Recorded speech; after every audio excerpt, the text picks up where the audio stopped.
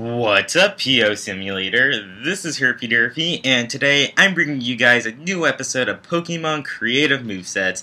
And today's episode is going to be covering one of my personal favorite Pokemon, Dewgong. And I know Dewgong looks like a normal. He's a pretty sick and badass looking Pokemon, but unfortunately it definitely didn't get the greatest move pool nor the greatest stats in the entire game. Its stats are really average overall. There isn't really anything that stands out in particular, but its ability definitely makes up for it. And what its ability is called Hydration. And if you guys aren't familiar with it, basically what it does is that if you're under rain, you can basically get any status that's on you cured at the end of the turn.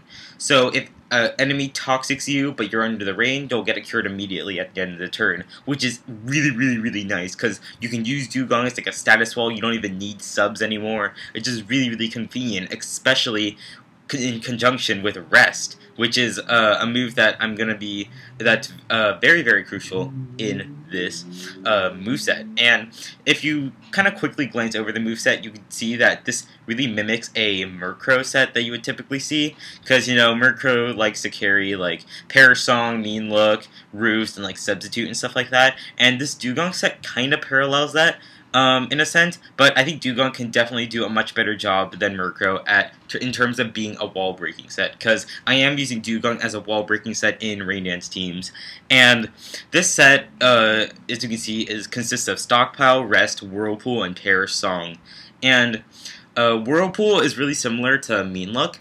So it's just like as soon as you use Whirlpool, like they'll get trapped in immediately if they get hit. But do note that Whirlpool does have a really slight accuracy miss that could happen sometimes, and you definitely want to be careful of that, because if you do get that miss when you're trying to trap them in, that is a bit unfortunate. So definitely be aware of that. It isn't really that too big of a deal though, because you almost never get it. So it's totally cool. And plus, the nice thing that makes Whirlpool better than Mean Look is that it does do a little bit of residual damage every turn. So if you really just want to finish off an enemy or something like that, you can just use Whirlpool. Parasong is there because it's the main staple in this set. You want to trap them in with Whirlpool and then proceed to Parasong and then stall out a few turns, so that way your opponent will just completely die. That's why I'm using this set as a wall breaking set, because you can switch in on a really common wall like Ferrothorn or Blissey or like Cresselia or something like that. Just switch in, Whirlpool, Parasong, and then stall out a few turns and the wall will die. So that's what's really fantastic about this set, and not a lot of people will see this Dewgong set coming, which is what makes it even more fantastic and epic. The last two moves I have is Stockpile and Rest.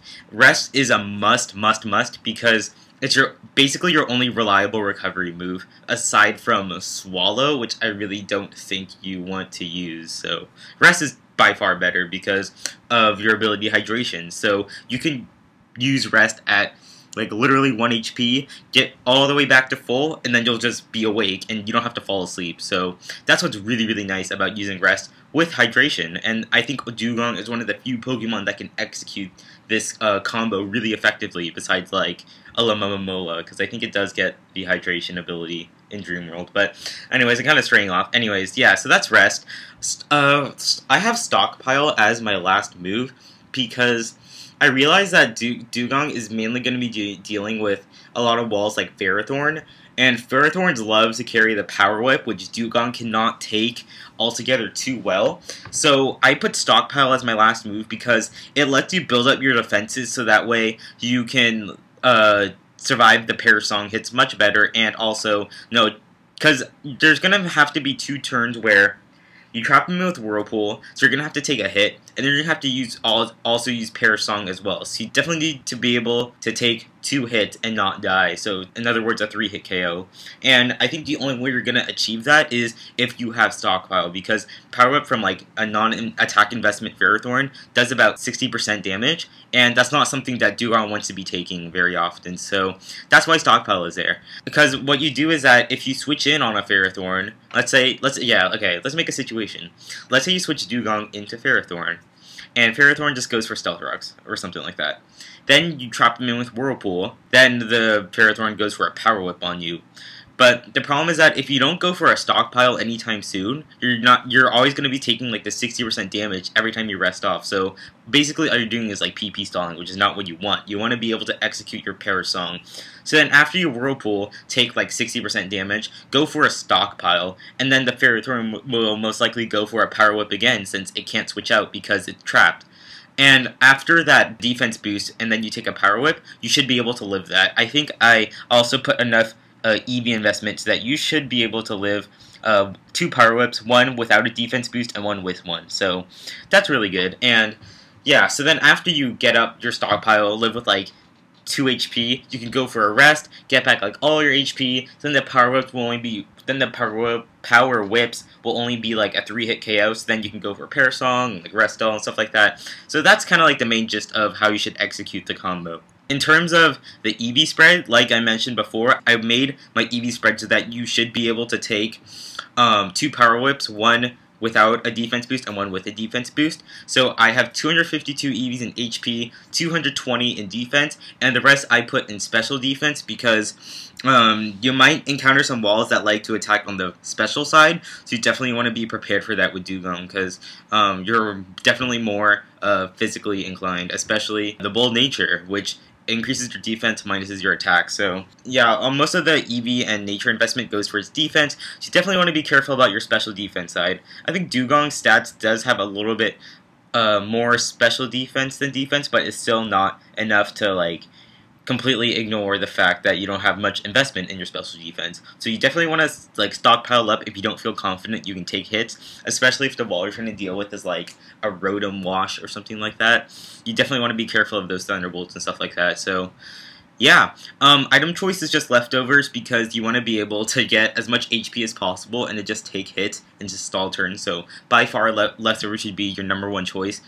I think wide lens, I think one of my friends tried wide lens because he kept missing Whirlpool way too much, but I really don't recommend it because I do still feel that getting the leftovers recovery is more beneficial. So I'd stick with leftovers. And yeah, that's basically this set. And yeah, hope you guys enjoy this episode. Like I said, please use this set with a Politoed to get the permanent rain up, or else you're not going to be able to execute the set very well. Hypothetically, you could use this set outside the rain, but I think it's much more beneficial to use it in the rain since because it works well through ability hydration. And getting rid of those walls like Ferrothorn and Blissey and Cresselia, just getting rid of at least like one of them is super beneficial for your team because you know how annoying walls can be, I'm sure, and just getting past their wall can sometimes like assure you like that you won the game. So yeah, definitely something to watch out for on Dewgong is Scizor. I know Scissors can absolutely destroy Dewgong, especially if the Scissors choice banded. I think choice banded Bullet Punch with Technician can make Dewgong barely live, I think.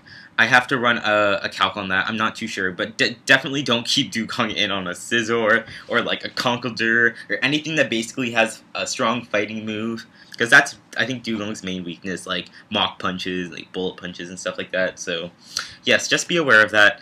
And like I said before, also be aware of like the walls that do have like a Thunderbolt and other electric moves and stuff like that, like Rotom Wash. And yeah, I think that basically concludes this episode. So, hope you guys enjoyed this episode, and if you did, feel free to check out my channel. I do post a lot of other of these custom movesets and other random battles and shenanigans and stuff like that. So go check that out if you ever have some time. And if you haven't seen last week's episode of the Pokemon custom movesets, I did cover Masquerade. I'm sure you can find it if you look back a few episodes on the PO channel. So yeah, this is Herpyderpy signing out. See you guys later.